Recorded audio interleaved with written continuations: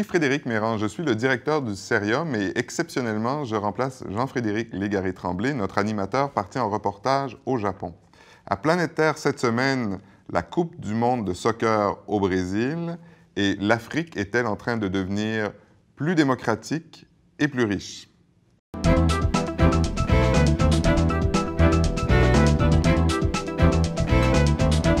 En juin, le Brésil sera l'hôte de la Coupe du monde de soccer. En 2016, il accueillera les Jeux olympiques d'été. Pour beaucoup, c'est un symbole de la résurgence du Brésil sur la scène internationale. C'est maintenant la 6e puissance mondiale, un géant de 200 millions d'habitants. Pourtant, le coût faramineux du mondial, 16 milliards de dollars, est critiqué par beaucoup, a été l'objet d'une série de manifestations au Brésil. En effet, le Brésil connaît un ralentissement économique important et inquiétant. La croissance est passée en 2010 à 7,5 %, en 2013 à 2,5 % et tout laisse croire que cette croissance sera inférieure à 2 % en 2014. Le PIB par habitant reste modeste, environ 12 000 $ américains, soit 4 fois moins que celui du Canada. Et malgré d'importantes réformes sociales et le développement d'une certaine classe moyenne au Brésil, le pays reste un des plus inégalitaires du G20. Alors la question qu'on pose, c'est le Brésil a-t-il les moyens de ses ambitions? J'en discute avec deux chercheurs du Cerium qui sont spécialistes du Brésil, Philippe Fauché, en duplex à Paris. Bonjour. Bonjour. Et Françoise Montembeault dans nos studios. Alors, Philippe, Françoise, vous n'êtes pas des commentateurs sportifs et je ne vous demanderai pas qui va gagner la Coupe du monde de soccer cet été, mais vous connaissez bien le Brésil. À votre avis, Philippe, est-ce que le pays est prêt pour le mondial? Prêt, oui, ça va se régler. C'est-à-dire que vous avez toujours des inquiétudes sur les stades, les aéroports, l'arrivée des milliers, des 600 000 visiteurs étrangers qui sont attendus, les prix des billets, les manifestations, mais tout ça va se tasser au moment des Jeux. Je vous rappelle, en Russie, à la veille des Jeux olympiques, on parlait du pire et des hôtels qui n'étaient pas complétés, etc., etc., puis 2 jours après, c'était oublié. Ce sera la même chose. Donc, Françoise, vous pensez aussi qu'on dit que près de la moitié des stades ne sont toujours pas complétés. On dit aussi que la moitié de la population, selon une enquête, est opposée à l'organisation des mondiales. Est-ce que vous êtes aussi optimiste que Philippe? Évidemment, je pense effectivement qu'à la veille des Jeux, de la Coupe, ce sera probablement prêt. Dans quelle mesure ce sera prêt, c'est évidemment à voir, mais il y aura, les stades seront là, certainement. C'est sûr que c'est inquiétant avec ce qu'on voit là présentement. Est-ce qu'on doit craindre des violences, par exemple? On a vu l'année dernière des manifestations très importantes qui avaient paralysé des grandes villes du Brésil. Est-ce qu'on pourrait imaginer le même genre de choses au mois de juin, par exemple? Bien, vous avez dit que effectivement, il y a 50 % de la population qui est contre le mondial actuellement. Par ailleurs, il y a aussi 50 % de la population qui, aujourd'hui, s'oppose aux manifestations. Donc, ça tend à réduire depuis les derniers mois et donc on peut s'attendre à ce qu'il y ait des manifestations, mais est-ce que ça prendra l'ampleur que ça a pris en juin dernier? C'est pas évident.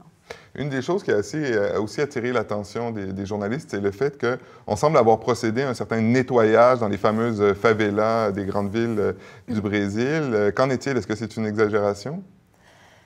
Non, c'est-à-dire qu'effectivement, autour de l'organisation du mondial et autour de l'organisation donc, des Jeux olympiques, qui vont attirer des milliers de touristes. Hein, donc, ça donne une visibilité sur la scène internationale au Brésil. Il y a une entreprise de ménage, c'est-à-dire où on va pacifier les favelas. Évidemment, le mouvement de pacification a une ampleur quand même encore limitée. Hein. Il y a selon les chiffres de l'IBGE, l'Institut de la statistique brésilien, il y aurait autour de 760 quelques favelas à Rio. Et donc, pour l'instant, il y a ce qu'on appelle les unités de pacification policière. Il n'y en a que 38 qui ont été installées. Qu'est-ce que c'est que ces unités de pacification? Ce sont des vigilantes ou... Non, c'est-à-dire que... Pour vous expliquer un petit peu comment ça fonctionne, depuis 2008, c'est un nouveau programme qui a été mis en place par le gouverneur de l'État, Sergio Cabral, donc, ce sont des unités qui sont des unités de police communautaire, de police de proximité. Donc, ça fait, en fait, office d'un changement vis-à-vis ce qui était fait auparavant comme type d'opération policière dans les favelas, où il y avait des opérations ponctuelles de policiers qui venaient et faisaient une intervention policière musclée, certainement, la police militaire qui débarquait. Maintenant, la police militaire fait encore ce type d'intervention musclée, mais à la suite de ces interventions, il y a une stabilisation de la favela et on occupe le territoire. Donc, c'est un changement important.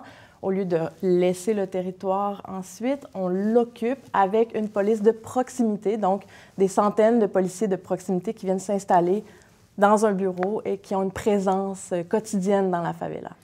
Philippe, c'est une politique sociale sincère ou c'est pour faire bonne figure? Il y a beaucoup de faire bonne figure. Comme chaque année, les trafiquants de drogue prennent des vacances à l'époque du carnaval. Et si j'étais trafiquant de drogue à Rio, je prendrais des vacances prolongées pendant le mondial parce que ça ne sera pas bon d'être dans la rue à ce moment-là pour eux. De la même manière, il faut bien se rappeler que c'est une année électorale, ce qui veut dire qu'on va montrer à la population de Rio, à la population du reste du Brésil, que le Brésil sait bien recevoir la visite du monde et qu'on va être capable de garder l'ordre, etc. Les Brésiliens sont très efficaces pour ça. La police militaire est très capable de faire son rôle. Il ne faut pas s'oublier non plus que la police militaire également participe des trafics et est relativement corrompue et procède à des opérations de nettoyage à son propre compte en contrôlant une partie des trafics. Et donc, on s'inquiète beaucoup si on met la police dans ces endroits-là, que la police récupère à son propre compte les opérations illicites qui s'y déroulent. Dans ce sens-là, ces gens-là ne resteront pas longtemps, probablement jusqu'aux élections ou à peu près, de manière de faire descendre les statistiques de violence pour montrer aux gens que le gouvernement est en charge. Bon, mais justement, parlons des élections qui auront lieu au mois d'octobre, le 5 octobre, si je ne me trompe pas. Lula a été président de 2002 à 2011, président du Parti des travailleurs, donc un parti de gauche. Il a mis en place de nombreuses réformes sociales, les Bolsa Familia pour lutter notamment pour lutter contre la pauvreté. Dilma Rousseff, la présidente actuelle, est l'héritière de Lula. Elle dirige le même parti. Mais en vous écoutant, j'ai l'impression que d'un côté, il y a effectivement des politiques sociales relativement audacieuses qui ont été mises en place. D'un autre côté, les inégalités, la violence demeurent importantes. Et là, on a l'impression, en écoutant Philippe, un peu qu'il s'agirait d'une gauche de façade pour faire propre, mais qui ne serait pas nécessairement sincère. Est-ce que c'est aussi votre avis, Françoise? C'est-à-dire qu'on a beaucoup parlé du modèle de cette gauche pragmatique au Brésil, qui a été un peu l'exemple d'une gauche qui fonctionne bien en Amérique latine, dans la mouvance des différents types de gauche qui ont émergé dans les années 2000 en Amérique latine. Est-ce que c'est une gauche de façade? C'est certainement une gauche qui a changé et qui ne répond plus nécessairement aux objectifs de cette gauche radicale de laquelle elle émerge. Et donc, est-ce que c'est une gauche de façade? C'est certainement une gauche qui avait des objectifs d'égalité sociale, d'inclusion sociale, de participation citoyenne. Maintenant, est-ce qu'elle fait bien face aux défis de la gouvernance? C'est autre chose. Il y a effectivement des problèmes de corruption dont j'aimerais parler rapidement un peu plus tard. Philippe, à votre avis, est-ce que la Coupe du Monde va aider Rousseff à gagner les élections en octobre? Tout dépend de la performance de l'équipe brésilienne. Si les Brésiliens gagnent la Coupe, effectivement... Donc, vous êtes prêt à vous aventurer à une prédiction, finalement? Les Brésiliens, d'après moi, partent avec un gros avantage. Et de ce côté-là, évidemment, ça va aider le gouvernement en place si le Brésil l'emporte. Par ailleurs, il faut bien faire attention, les politiques sociales, c'est moins de 1% du produit intérieur brut qui est redistribué aux personnes les plus pauvres. Le service de la dette qui, lui, va aux institutions bancaires et aux épargnants les plus riches représente plus de 7% de la dette. Et dans ce sens-là, on peut se rendre compte que la redistribution se fait davantage vers les riches que vers les pauvres. La même chose pour les impôts. Les impôts indirects, la consommation pénalisent les consommateurs et de plus en plus, après le boom immobilier, le boom de consommation d'il y a 2 ans, vous avez de plus en plus de problèmes avec le crédit. Les gens font faillite, certains ont perdu leur emploi, ne sont pas capables de faire face à leurs obligations. Et donc, cette bulle-là qui a été créée en 2010-2011 est en train justement d'être attaquée par des mauvaises créances et des difficultés dans le système bancaire. Donc, les prévisions sont assez difficiles. Est-ce que ça va affecter Mme Rousseff? Je ne le crois pas. Il y a 1 an, en mai 2013, elle avait 70 70% d'approbation, qui était très élevée. Après les manifestations de juin 2013, elle est tombée à 50% et maintenant elle est à 45%. 45% de satisfaction, mais il faut dire que les adversaires ne sont pas très convaincants et n'ont pas grand-chose à offrir de très différent. Et dans ce sens-là, je pense que Mme Rousseff, peut-être par défaut, va être en mesure de se faire réélire. Donc, on a quand même deux images. Il y a le Brésil, la première lettre du BRIC, donc Brésil, Russie, Inde, Chine, ces pays émergents qui prennent leur place sur la scène internationale. Mais c'est aussi un colosse au pied d'argile à certains égards. Donc, je reviens à la question d'origine. En quelques secondes, est-ce que le Brésil a les moyens de ses ambitions, Françoise? En tout cas, ce qui est certain, c'est qu'il y aura certainement des gens dans les rues qui s'affaireront à rappeler au Brésil qu'il n'a pas les moyens de ses ambitions et qu'il n'a pas livré la marchandise jusqu'à maintenant. La qualité des services est en piètre état. L'économie aussi est en ralentissement. Donc, est-ce que Dilma va réussir à leur montrer qu'elle a les moyens de ses ambitions pour le Brésil qu'elle imagine? C'est à suivre. Merci, Philippe. En quelques secondes, est-ce que la corruption pourrait nuire à la candidature de Rousseff? Donc, beaucoup de ces députés en ont été accusés. Non, elle s'est dissociée, elle n'est pas personnellement atteinte. Il y a un effet un peu téflon concernant... Elle est respectée, je ne pense pas qu'on puisse lui reprocher grand-chose, certainement moins qu'à Lula. Et surtout dans ce moment-là, les problèmes ont poursuivi leur chemin en justice et les coupables, faits rares au Brésil, ont été punis, voire emprisonnés, ce qui est bon pour l'image de la justice. Philippe Fauché à Paris, merci. Françoise Montembeault dans nos studios, merci également pour vos observations.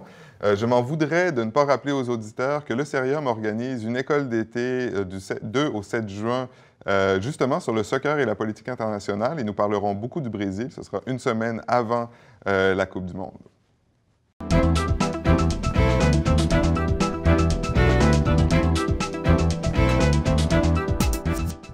Dans le grand angle cette semaine, je demande à deux africanistes ce qu'ils pensent des perspectives économiques et politiques en Afrique subsaharienne.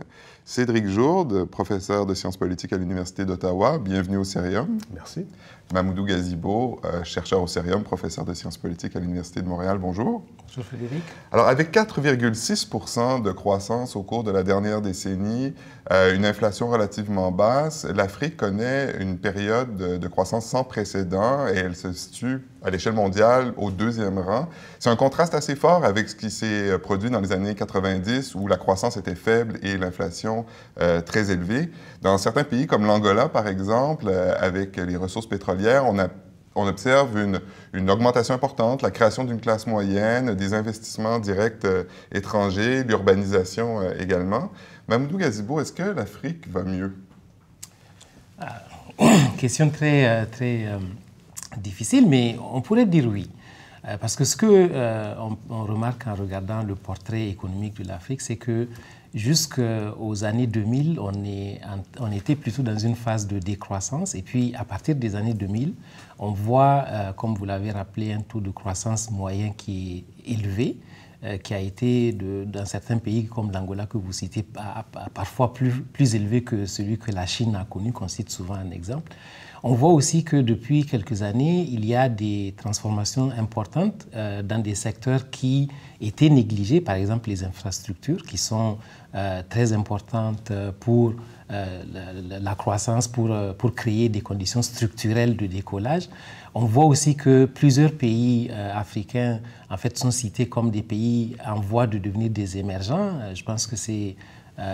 certaines firmes ont fait des études dans lesquelles on disait qu'entre 2012 et 2030, les pays africains seraient en tête des pays qui connaîtraient une croissance économique importante dans le monde. Donc, clairement, il y a quelque chose qui se passe. Pourtant, la pauvreté reste, les conflits restent aussi dans beaucoup de pays. Cédric, quels sont les principaux obstacles au décollage économique réel et à long terme de l'Afrique subsaharienne? L'un des enjeux, évidemment, c'est de pouvoir gérer cette richesse et s'assurer qu'elle soit distribuée de manière peut-être plus équitable. On a des pays comme le Nigeria et l'Angola, évidemment, qui ont des taux de croissance intéressants, mais où la répartition de la richesse est encore un grand problème. On voit, par exemple, que dans le cas du Nigeria, les familles autour des anciens dictateurs militaires sont très présentes dans l'économie pétrolière. Et donc, le but est un peu de s'assurer qu'on puisse répartir cette richesse et s'assurer de pouvoir aider une bonne partie de la population et de moins dépendre des ressources naturelles à forte valeur. Justement, il y a beaucoup de pays qui ont basé leur croissance sur l'exploitation des ressources naturelles et leur exportation. Donc, on pense aux hydrocarbures au Tchad et en Angola, par exemple, ou aux diamants au Botswana. Et souvent, quand on a un pays basé sur les ressources naturelles, il y a, comme vous dites, une élite qui se crée et qui accapare, qui monopolise ces ressources, et peu d'industries, peu de services locaux sont créés. Est-ce que c'est possible de sortir de ce qu'on appelle l'économie de la rente, Mamoudou?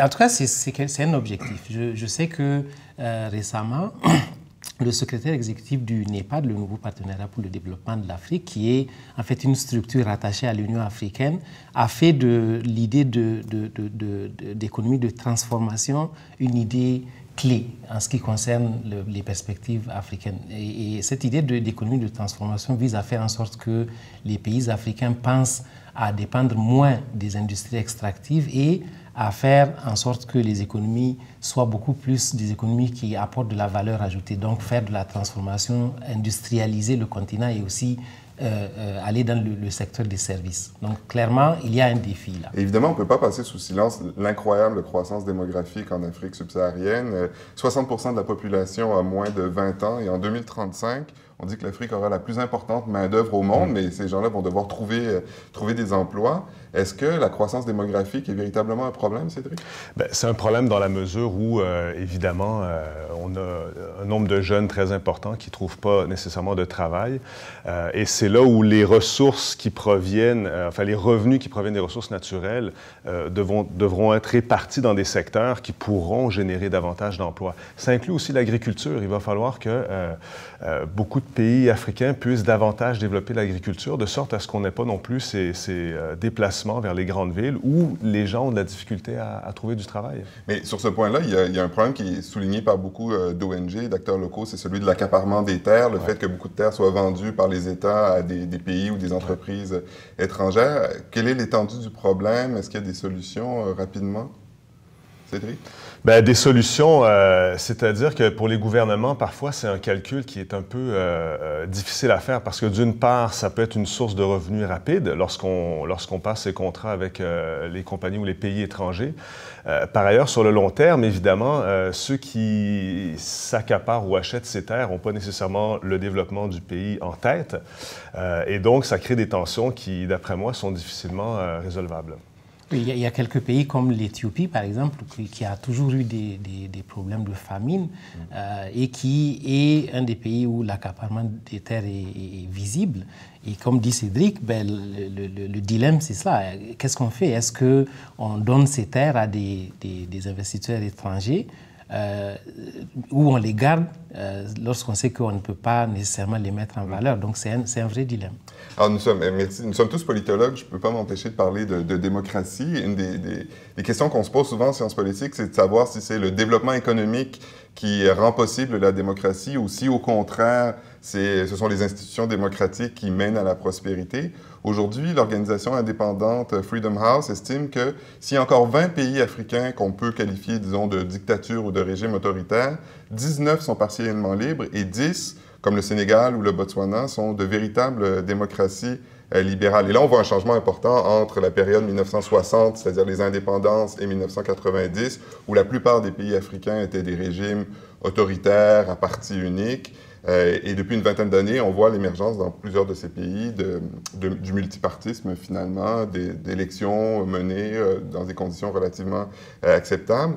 Cédric, est-ce que, selon vous, si on regarde les 20-25 dernières années, c'est la démocratisation qui a rendu possible ce développement économique ou est-ce que c'est l'inverse?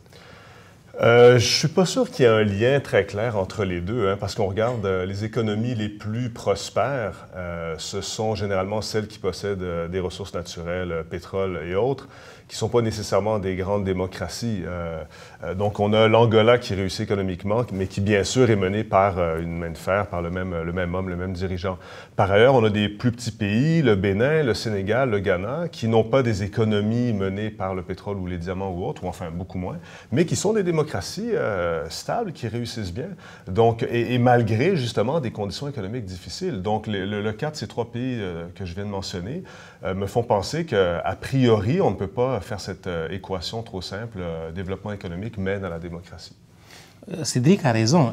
Cependant, ce qu'il faut savoir, c'est que dans le contexte africain, entre les années 1960 et 1990, l'Afrique a été dirigée essentiellement par des régimes autoritaires. Et si on regarde, la croissance, elle commence dans les années 2000 et c'est peut-être aussi la période pendant laquelle la démocratisation, si on peut dire, a pris racine, en tout cas plus qu'auparavant.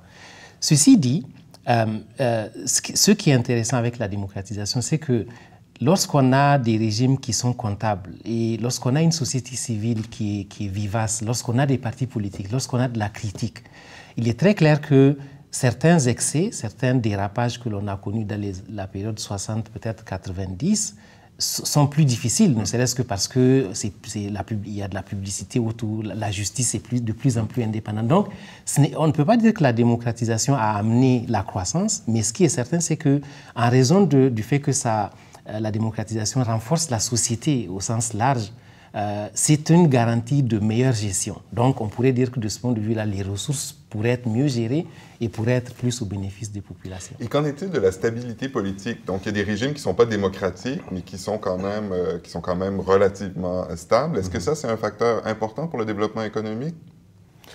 Oui, la stabilité est importante pour le développement économique, mais ça dépend de quelle stabilité on parle, évidemment. On peut avoir la stabilité d'un régime relativement autoritaire qui peut réprimer, qui joue à la fois de la carotte et du bâton, qui réprime, qui peut acheter aussi l'espèce de loyauté de certaines classes relativement privilégiées, mais qui n'est peut-être pas une stabilité qui soit garantie à long terme. Alors qu'on a des pays qui, justement, le Ghana, on en parlait, Sénégal, Bénin ou d'autres, Botswana, où là, il y a une stabilité qui est beaucoup plus construite à partir d'une véritable légitimité populaire. Je pense que la stabilité démocratique, en ce sens-là, elle est meilleure parce que on peut avoir un horizon de long terme pour bâtir. Alors que la stabilité autoritaire, on ne sait jamais. Comme je dis moi souvent, ce qu'un homme providentiel fort fait en 20 ans, une petite instabilité peut défaire cela en quelques jours. Donc, en ce sens-là, plus de démocratisation en Afrique, c'est peut-être plus de garantie de pérennité des efforts qui sont faits en matière économique. Merci. Donc, il y a beaucoup d'autres questions dont on aurait pu parler, notamment du rôle encore du legs colonial, qui dans certains cas demeure un problème important, mais ce sera pour une autre émission. Alors, Cédric Jourde, je vous remercie d'être venu sur le plateau de Planète Terre aujourd'hui. Mamoudou Gazibo, on vous retrouvera très, très bientôt. Et dans quelques instants, nous allons recueillir vos observations dans le hors-champ. Merci.